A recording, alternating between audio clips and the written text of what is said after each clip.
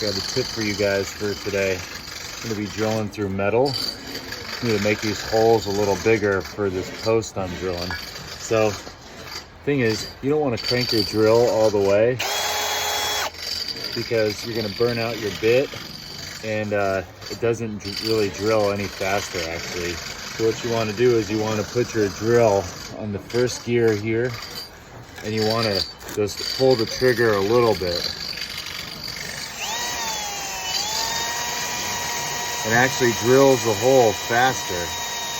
Think about it, just carving out the hole.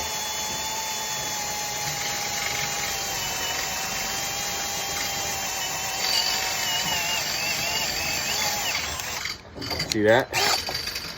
Nice hole. Now if I was to go fast,